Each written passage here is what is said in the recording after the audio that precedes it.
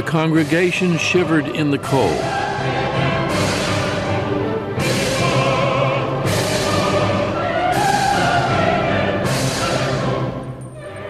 Notre Dame echoed with the sounds of 400 musicians and singers.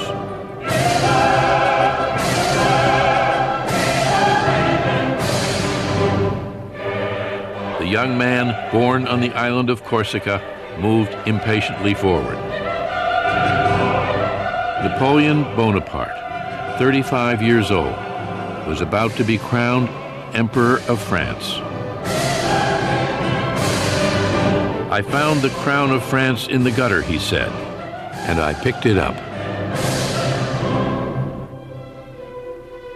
It was December 2nd, 1804. Within 3 years, Napoleon's conquest would extend his empire across almost all of Europe, and he would rule over 70 million people.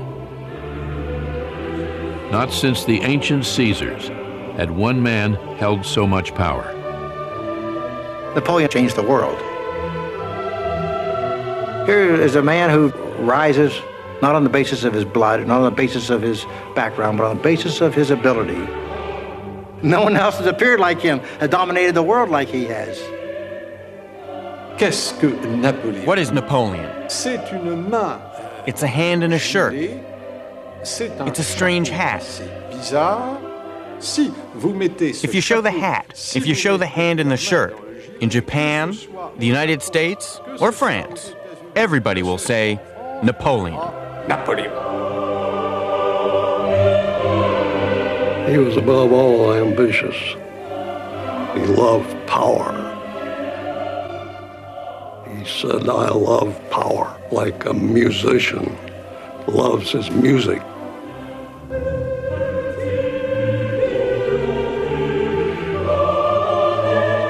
Napoleon mounted the steps to the altar alone.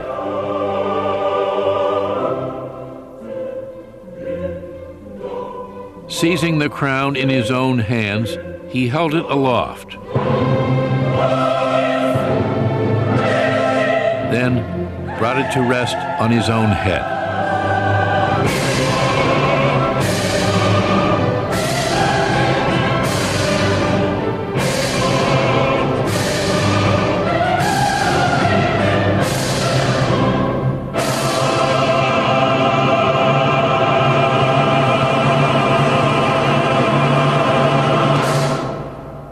That morning, he had quietly told his brother, "If only our father could see us now."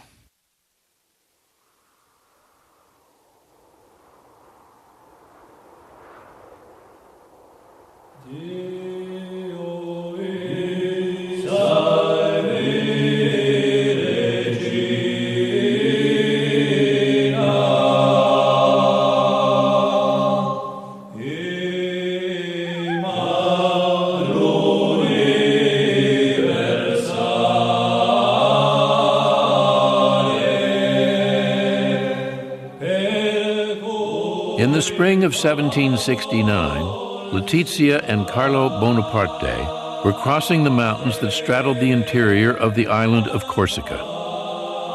They were Corsican patriots, determined to repel a French army that had invaded their tiny island nation.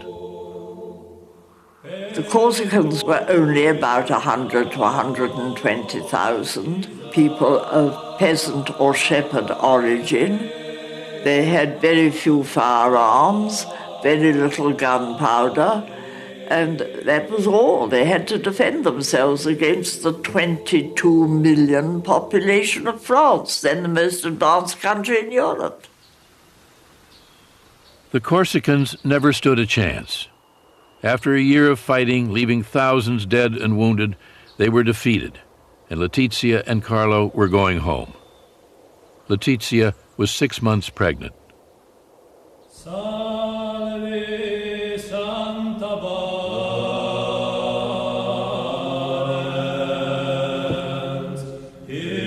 That summer, Letizia was celebrating the Feast of the Assumption when she felt her first labor pains.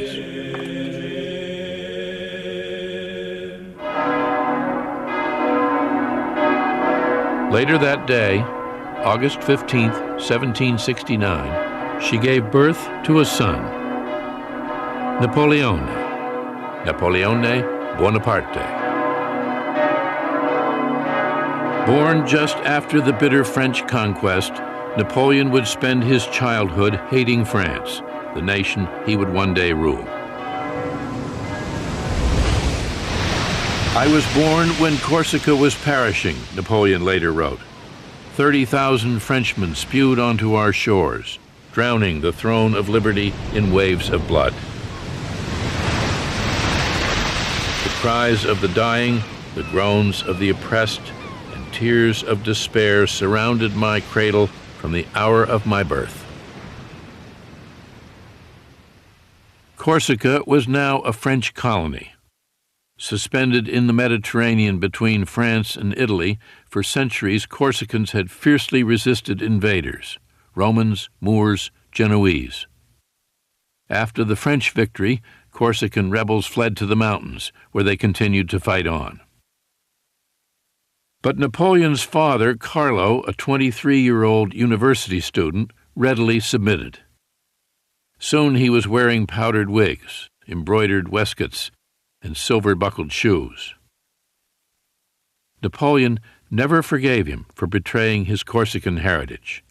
He would later say harshly that his father was rather too fond of pleasure. I think Napoleon always held a grudge against his father for having submitted. But poor Carlo, he knew he had lost the battle. He realized the French were there, so he had to live with them and make the best of it.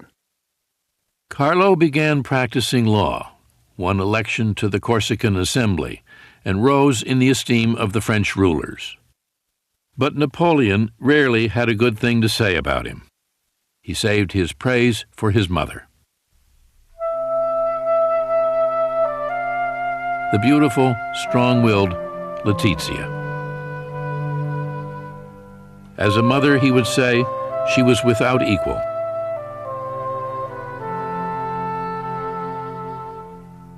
He was obsessed by her, fascinated by her, praised her enormously. She was very tough and determined little woman. 13 times pregnant, she had 8 surviving children. He says that all his success in life was due to the training she gave him. La mère. The mother. What a man, Napoleon said. She has the head of a man on the body of a woman. Carlo and Letizia owned a house in the country as well as one in the city, a mark of their status. They were Corsican aristocrats, but they were not rich. With 8 children, they struggled just to get by on an island that had been impoverished for centuries.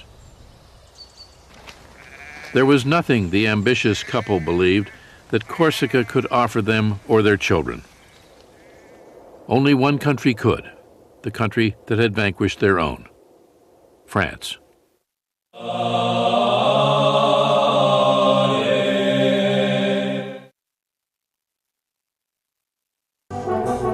As a representative of the Corsican Parliament, Carlo traveled to Versailles. There he saw the splendor of the French court in all its majesty.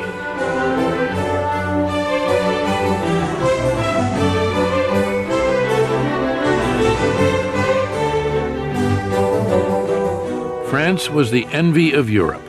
Great Britain, Austria, Prussia, Spain, none had more people or greater wealth. While America was just beginning its experiment with democracy, Versailles gave testimony to the power of kings. Carlo was an awestruck provincial. Rumblings of discontent with King Louis XVI and aristocratic privilege were no concern of his. That Queen Marie Antoinette and a frivolous court were draining France of precious resources did nothing to diminish Carlo's delight in everything he saw. He dreamed that one day his children would become noblemen in that glittering citadel of power in which he had no place. For years, Carlo had nourished a plan. In Versailles, he saw it come true. He secured Napoleon a scholarship to a school in France. Napoleon set foot in France for the first time in the winter of 1778. A thin, sallow 9-year-old, accustomed to the warmth of the Mediterranean, suddenly alone on the windswept plains of northern France.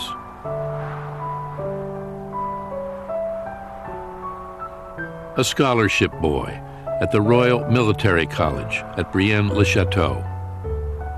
He could hardly speak French. For the next 5 years, there would be no holidays, no visits home. He had no love of France. He still thought of himself as a grudging subject of an alien king. Il se sent corse. Il est entouré. He thinks of himself as a Corsican. He is surrounded by students who are the children of French aristocrats, and they have nothing in common with this little foreigner.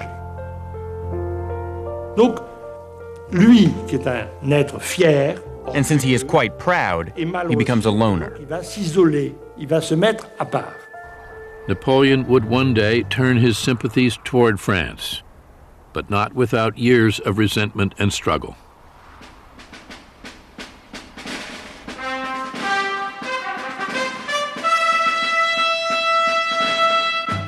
He was 15 when he was promoted to the Royal Military Academy in Paris.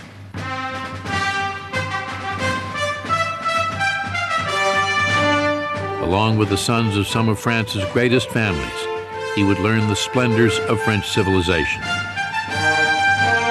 The Royal Academy was as much a finishing school, turning officers into gentlemen, as a war college. We were magnificently fed and served, Bonaparte said, treated in every way like officers possessed of great wealth.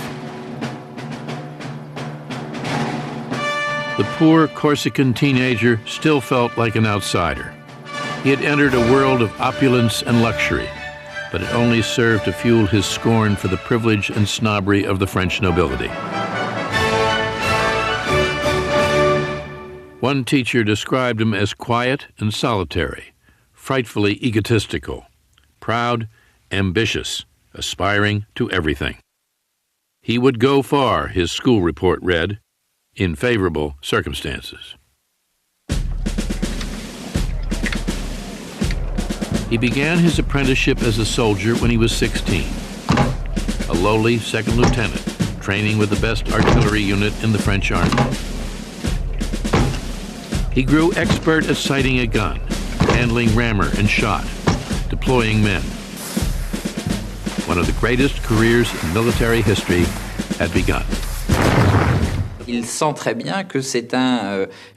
that the regime will not let him have the position he dreams of.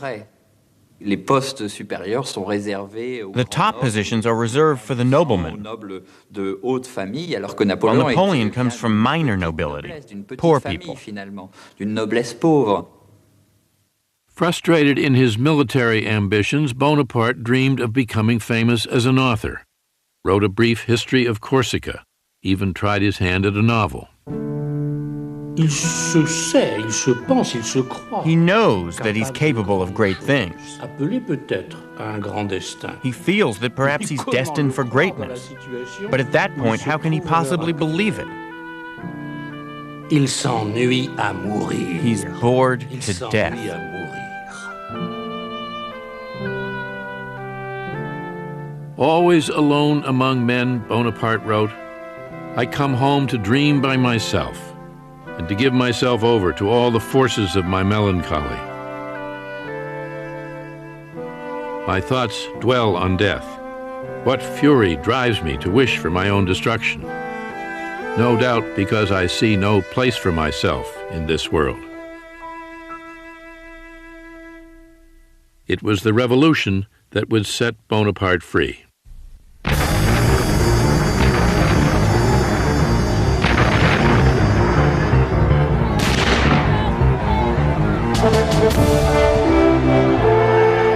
On July 14th, 1789, Paris erupted.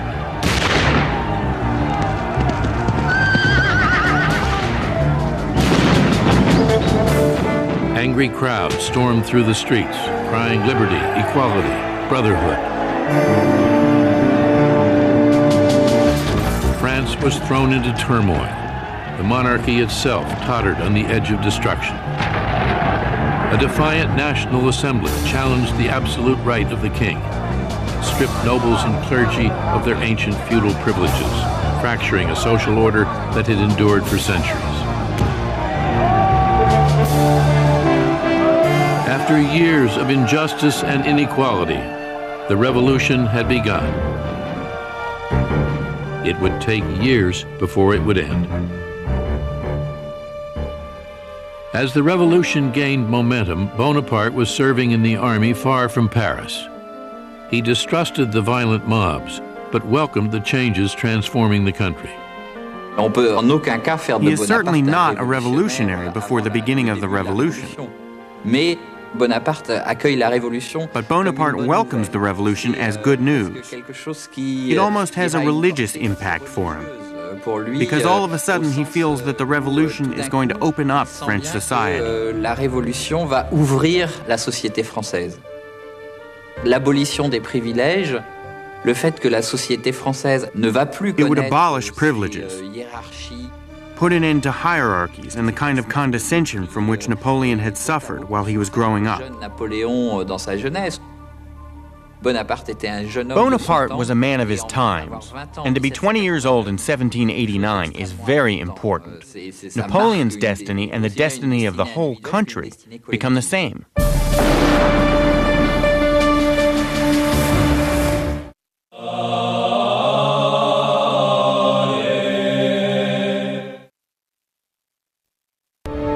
In the summer of 1792, Bonaparte was on leave in Paris and witnessed the last gasp of the French monarchy. In June, a mob stormed the Tuileries Palace and forced the king to wear the red revolutionary bonnet.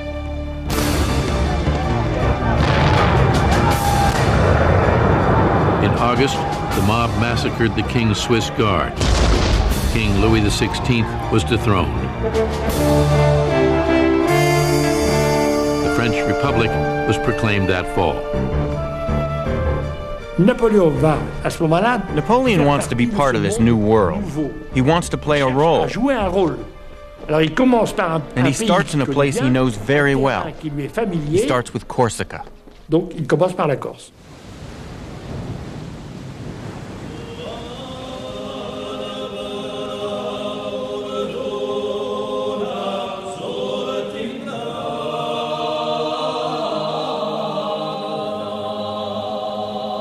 Bonaparte was 23, an idealistic revolutionary, when he took leave of absence from the French army and returned to Corsica. The French Republic had made Corsica a part of France and given Corsicans all the rights and liberties of French citizens. Bonaparte, a lieutenant in the island's National Guard, threw himself into Corsican politics. Pasquale Paoli was the island's governor. Paoli had been Bonaparte's childhood hero, the leader of the Corsican War against France.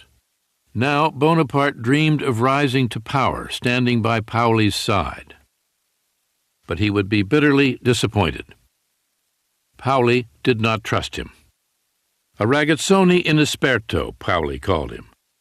A big, inexperienced boy. The Corsican patriot thought Bonaparte too ambitious, too self-centered, too sympathetic to France. Bonaparte and Paoli are on totally different wavelengths. Paoli retains the idea that Corsica should be independent. By this time, Napoleon Bonaparte is perfectly comfortable with a Corsica that is part of revolutionary France.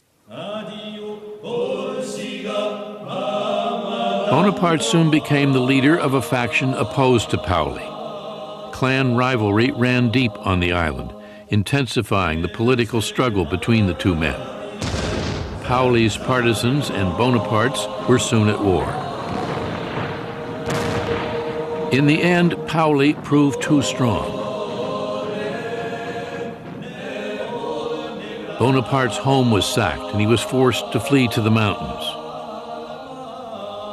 The Corsican Assembly declared Bonaparte and his entire family traitors and enemies of the fatherland, condemned to perpetual execration and infamy. Bonaparte no longer had the right to live in Corsica. He had been given a death sentence by his own people. His idealism shaken, Bonaparte wrote his brother, "Among so many conflicting ideas, the honest man is confused and distressed. Since one must take sides, one might as well choose the side which is victorious. Considering the alternative, it is better to eat than be eaten." The defeat in Corsica, the break with his hero Paoli, had toughened him, made him shrewd, and turned him toward France. From the time when there is this breakup with Paoli's Corsica, he is French. He wants to be French. He is French.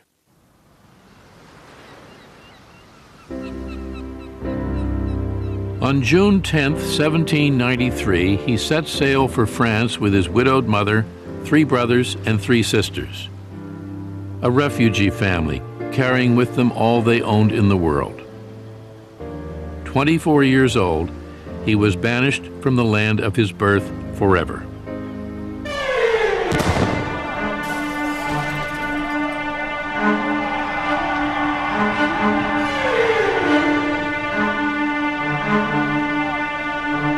Bonaparte returned to France to find the French fighting among themselves.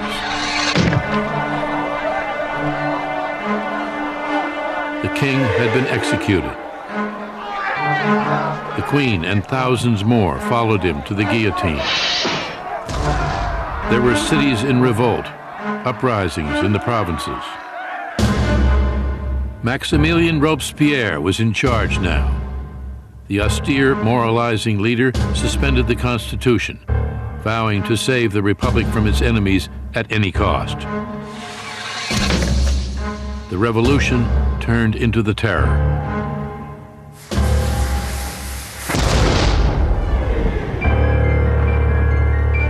Torn by civil war, France was also at war with almost all of Europe.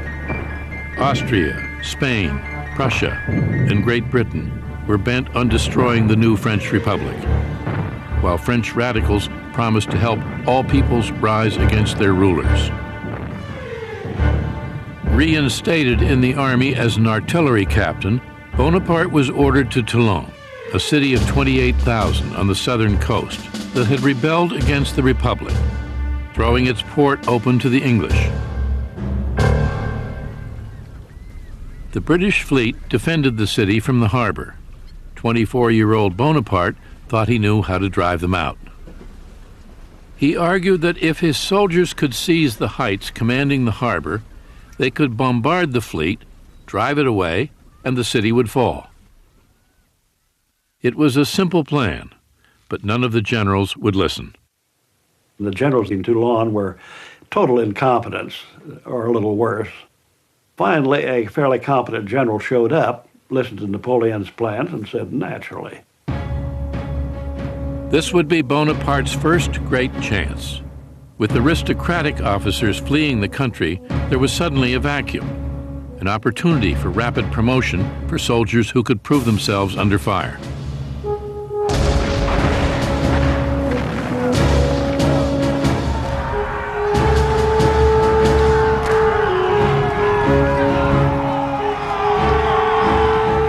Bonaparte fought bravely, leading his men in the assault on the fort guarding the heights, suffering a wound in the thigh from an enemy bayonet.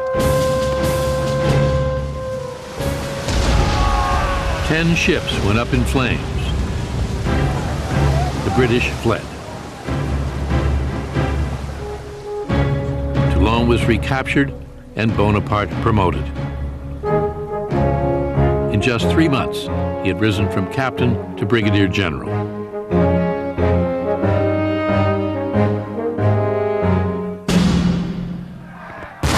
The Republic continued to fight for its life, still clashing with enemies beyond its borders, still in turmoil at home. With France in chaos, threatened on all sides, Robespierre showed no mercy in his efforts to bring about unity and order. Liberty, he said, cannot be secured unless criminals lose their heads. Determined to make his voice heard, Bonaparte wrote a political tract in support of Robespierre. The young soldier hated the terror, but he hated chaos even more. Bonaparte is really a man of order. For him, order has to serve ideals, exactly the idea of Robespierre. It is necessary to suspend liberties in the name of liberty. In order to save liberty, to save the Republic, it's necessary to suspend individual liberties. In the summer of 1794, Robespierre's government fell. Now it was the turn of those who made the terror to die, including Robespierre.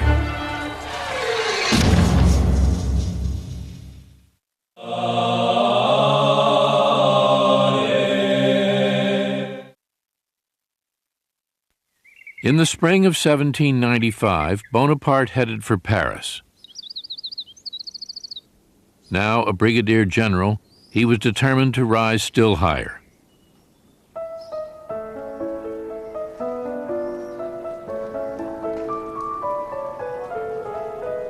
France had a new constitutional government. The guillotine, the riots in the street, the war still raging along the frontier, all seemed forgotten.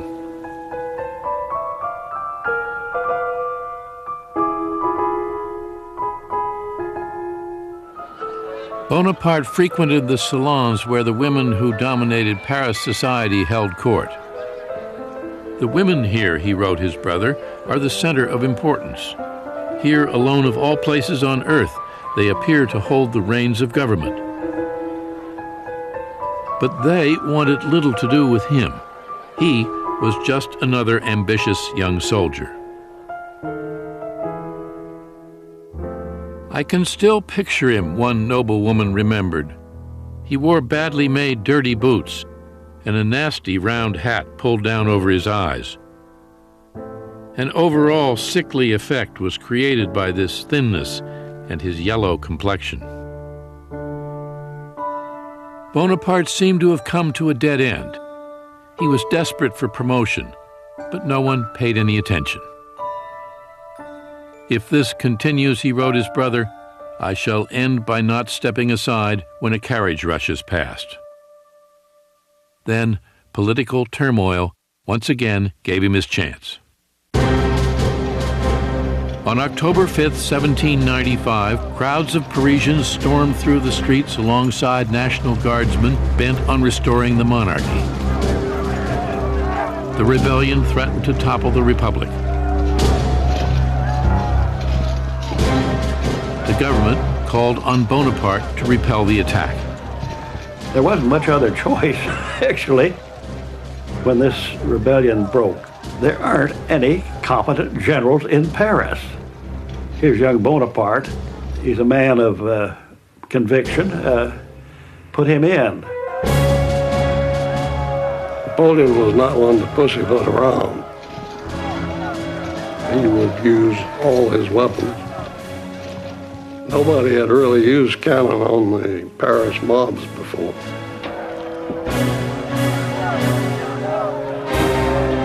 He was going to shoot. He waited till he could see the whites of their eyes.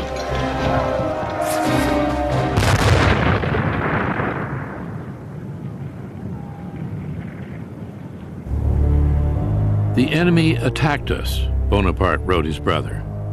We killed a great many of them. Now all is quiet. I could not be happier.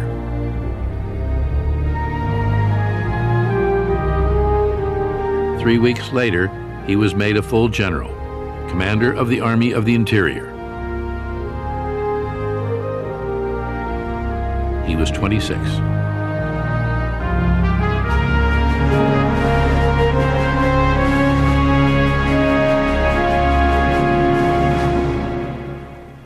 Bonaparte was now a man to be reckoned with. He was driving through Paris in a fine carriage, wearing new clothes, drenching himself in eau de cologne.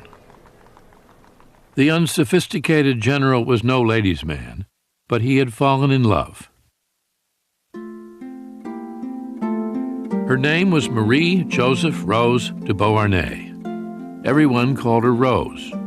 Bonaparte called her Josephine. She was a Creole aristocrat from the French colony of Martinique, a 32-year-old widow with 2 small children, deep in debt, trying to make her way in Paris alone. Languid, with a nonchalant shading into indolence, she was known as a woman of refinement, charm, and grace. It was said that she even went to bed gracefully. Bonaparte was dazzled by her. "I was naturally timid among women," he said. Madame de Beauharnais was the first woman who gave me any degree of confidence. Josephine was what might be called a slightly forced woman. She'd been married young, her husband had died in the guillotine. She'd had an affair with somebody that helped her out, and it was well known she had affairs with men in high French society. No one stood higher than Paul Barras, the most powerful figure in the new government. Josephine was his mistress, a woman of influence in the most fashionable salons in Paris. Bonaparte saw her in a world of power. She was at the center of society. She had all these connections. She was very much someone who could be useful to him. And then I think he just fell madly in love with her. Josephine lived in a little cottage set in a pleasant garden. Some said it was Barras who paid the rent. But Barras was growing tired of her. Now Bonaparte visited her there. Josephine seemed amused by her new lover. Although she knew how to please him, she did not return his passion. When Bonaparte proposed marriage, she hesitated. She wasn't attracted to him at all. In fact, she told a friend later that for a long time, she had to overcome a feeling of repugnance. He was so serious and he had no sense of humor. He was skinny. His hair was kind of hanging and he was unkempt. But she knows her beauty is vanishing. Already her teeth are bad, she's getting wrinkles. Napoleon doesn't see it, but others see it, and she sees it. Her looks fading and her debts mounting, she needed a protector. On March 9th, 1796, Napoleon Bonaparte and Josephine de Beauharnais were married. A gold enameled medallion was the general's wedding gift to his bride. On it were inscribed the words, "To Destiny."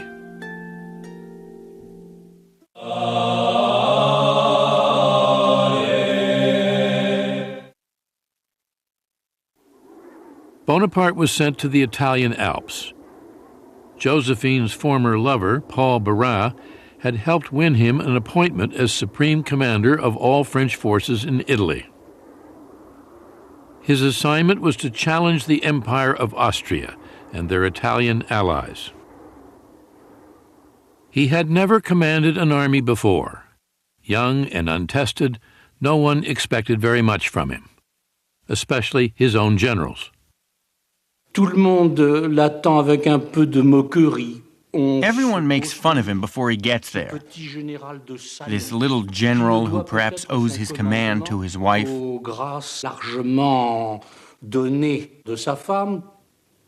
Or, il arrive. Then he arrives, and within a few moments, the veterans who made fun of him understand exactly. He is in charge. Il est le chef. "I don't know why," one of his generals said, "but the little bastard scares me." Bonaparte's army was in no condition to win battles. It had been stagnating under incompetent commanders in the foothills of the Alps for almost 2 years. "Soldiers," he proclaimed, "you are naked and ill-fed. No fame shines upon you. I will lead you into the most fertile plains in the world. Rich provinces, great cities will lie in your power. You will find there honor, glory, and riches. He really enthralls them. He's a terrific actor. He is capable of laughing, smiling, and then suddenly he is passionate, inspiring fear, horror, and anger. On April 2nd, 1796, Bonaparte led his army forward. He was badly outnumbered. 38,000 French soldiers faced 38,000 Austrians and their allies, 25,000 Piedmontese. Bonaparte planned to isolate the Austrians from the Piedmontese, then conquer each separately. He would strike first at Piedmont. In just 2 weeks, he won 6 battles, took thousands of prisoners, and broke the back of Piedmont's army. One Piedmontese officer would later complain, "They sent a young madman who attacks right, left, and from the rear. It's an intolerable way of making war." On April 26th, Piedmont surrendered. Bonaparte demanded gold and silver and paid his troops, the first real money they had seen in years. "Soldiers," he said, "we thank you." While Bonaparte led his soldiers into battle, he never stopped thinking of Josephine, writing her letter after letter, day after day.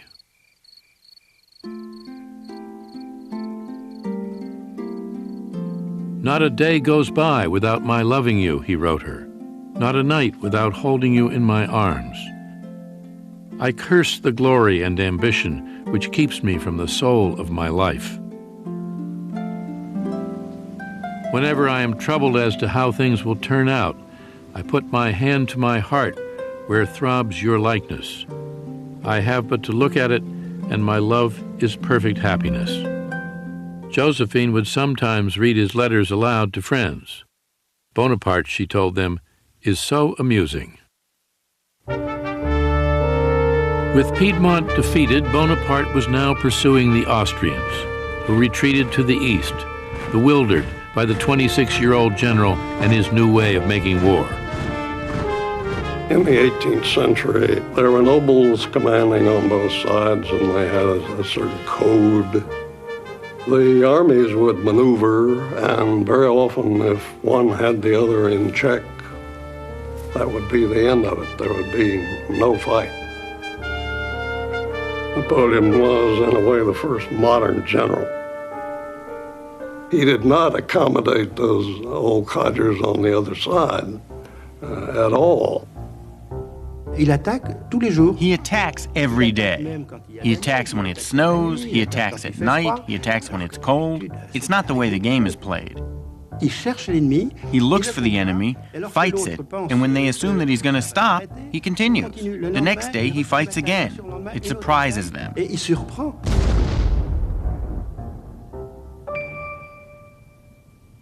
As the Austrians fled, their rear guard hoped to slow Bonaparte down by making a stand at the little Italian town of Lodi. They fortified a narrow wooden bridge with 14 cannon and 3 battalions and dared Bonaparte to cross it. The general ordered a simple frontal assault on the bridge. Everything would depend on the courage of his men.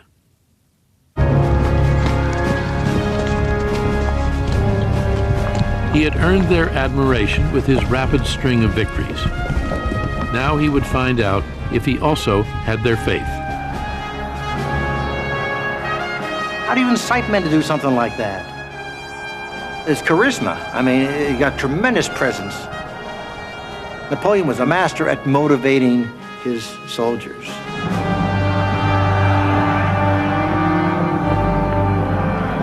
Victory always goes a long way.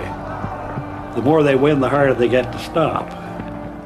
His troops were pretty well hepped up. They'd been chasing Austrians now for weeks, and they went forward.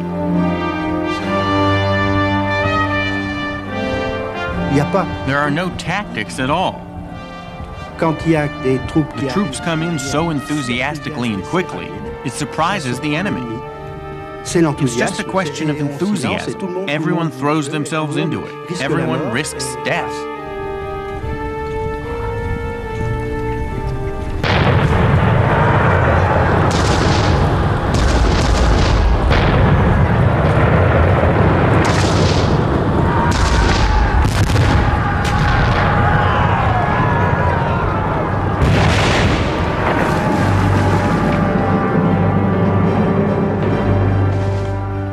With his men facing withering enemy fire, Bonaparte was in the thick of it. He was actually up there laying in the cannon, which was a corporal's job. But he was always up there with them. This is a man with absolute courage. He's wherever he's needed. If he's needed up at the very front to encourage people, he's there. He takes physical risks. Even if cannonballs fall close to him, and this happened on several occasions, he's not afraid. The French made it halfway across the bridge and fell back under a vicious hail of fire. Then one last charge, and they were across.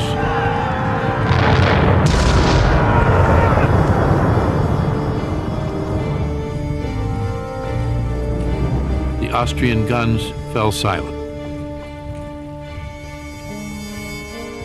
Here they thought they were safe behind the river, holding the bridge. And all at once the French come across the bridge and beat the living bejesus out of them.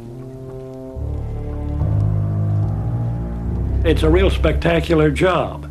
It wasn't a big battle. The casualties were not particularly heavy, but he had imposed his will on his own men and the enemy, both. It was not a great victory. The Austrian army had in fact escaped.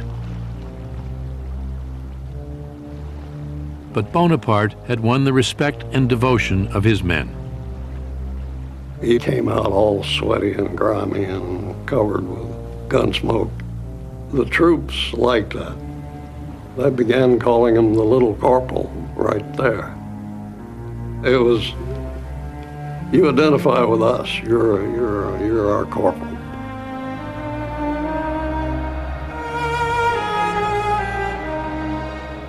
This is the moment when he becomes convinced that he has a lucky star, and that destiny has chosen him to accomplish great things.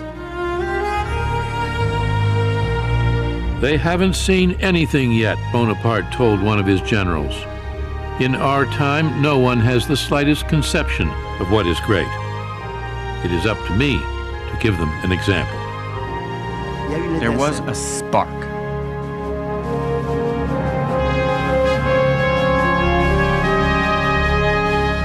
The battle at Lodi convinced Napoleon Bonaparte that he was a man of destiny.